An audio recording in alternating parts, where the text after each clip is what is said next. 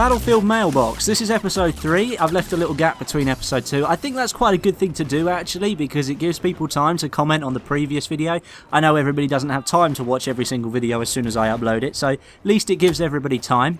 But today we're going to kick off with Exodus Hunter 15, and this is his question. Westy, what do you think about vehicle field upgrades? They would work exactly the same way as they work for the soldiers in Battlefield 4, so why the hell can't the vehicles have them as well?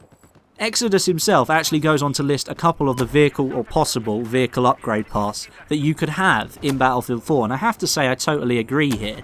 Now, for those of you who don't really know what field upgrade systems are, in Battlefield 3 we had a perk system, so you could choose like squad ammo or squad nade or squad explosive, so that the people in your squad had access to sort of more of one thing, for example.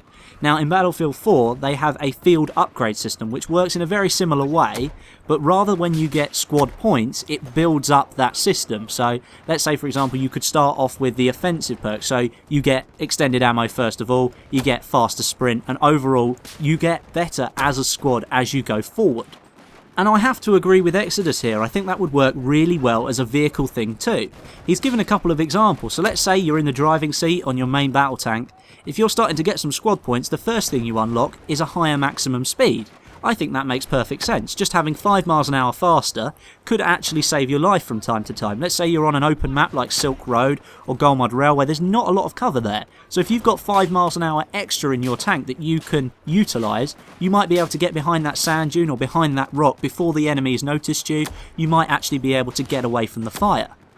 I think the only problem that we might come across if you were doing sort of vehicle upgrade paths is you've customised that vehicle exactly the same way as you've customised your weapon.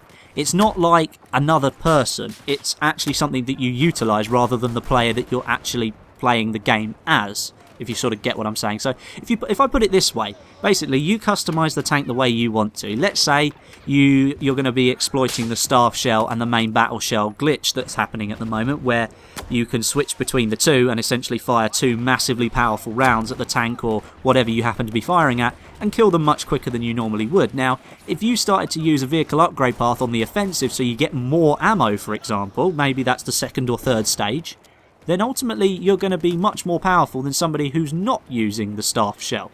And I think that might come into play a little bit, so it might become a little bit overpowered, or perhaps the upgrade path would have to be dynamic. So depending on what you had attached, the upgrade path would reflect that in order to make it balanced. I don't know, it just feels like if they did introduce it, they'd have to really sort of test it to make sure it worked, and we know what DICE are like for testing things, so I don't know how well it would go down. For me, it was something that I'd really quite like to see, because we've seen it for soldiers, so why not see it for vehicles, but I think it would take time to implement, and ultimately we could come across some problems. Still, it'd be a cool feature nonetheless.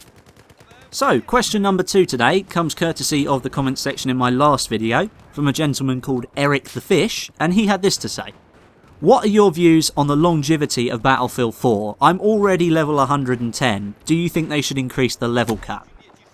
What do I think about the longevity of Battlefield 4? Been asked this question a lot recently, and I've probably got a quite in-depth answer, but I'll try and keep it as short and sweet as possible. Let's take back to Battlefield 3 when that game first came out. Plenty of bugs, plenty of glitches, took a long time to patch. Look at Battlefield 4 when it came out. Plenty of bugs, plenty of glitches. But look at the end of Battlefield 3. The whole community was still there, the whole community was still playing the game. And at the end of its life cycle, the game was still really good. And nobody really had complained that much that there was a massive revolt over the game. People actually enjoyed it. Battlefield 3, for me, well, maybe Bad Company 2, but Battlefield 3 was an absolutely brilliant game, and I think that will be exactly the same way as Battlefield 4. Sure, we've had a rough start, and sure, we're still having a rough time right now, but I think ultimately the game will have the longevity that everybody expects. I don't think the community are going to rush off to another game, because I think the Battlefield community are pretty sort of niche. They're sort of a niche market. You don't find a lot of other games like Battlefield out there. Maybe PlanetSide 2, but you don't find a lot of other games like Battlefield out there. So we're going to stick with the game, I think, and I think we'll see it through to the end. In terms of the level cap, yeah, they need to increase that massively. So many people are at 110 already. It would be a shame if they had to sit at that for the rest of the game. If they just increased it to 200 for now, if it comes to a point where people get into 200, they should just increase it to 300. I don't see why it's such a hard thing to do. And I don't see why the level cap was set so low in the first place. I guess because there's nothing else to unlock, but people like achieving things. People like ranking up. People like getting points. So why not satisfy those guys by pushing the level cap up further? And the final question in today's video comes courtesy of BF Daily, who's becoming a regular in the series, I think. I might just make a section for him, the BF Daily question of the day. In fact, do you know what? I'm going to do that. The BF Daily question of the day. It's going to start in every episode, so you better start thinking of questions for every single episode now. But his question today is, what do you think of Battlefield 5 Armageddon? Straight up, I don't think it's going to happen. Let me cast your eyes over to the IMDb page for this thing. First of all, it's a game, so it shouldn't be on IMDb, and they can't even spell chaos properly. And trust me, the budget for a game is much more than what's stated right there. Costs a lot more to make a game than that. So ultimately, I think it's a hoax. Plus, DICE have got to work on Mirror's Edge 2 and Star Wars Battlefront.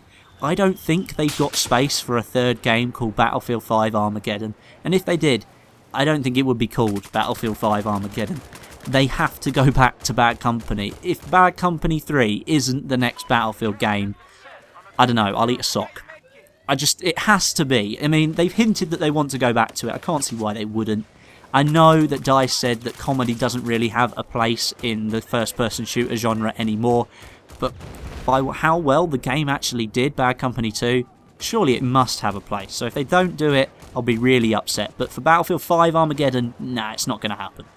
And that is about it for this episode of Battlefield Mailbox here on my channel. If you'd like to submit your own question, please feel free to leave a comment down below, and I'll pick 3 questions for the next episode, plus Battlefield Daily's question of the day, which is now going to be its own section of the video. But if you did enjoy this one, please do hit like, as it does show me that you want me to continue the series.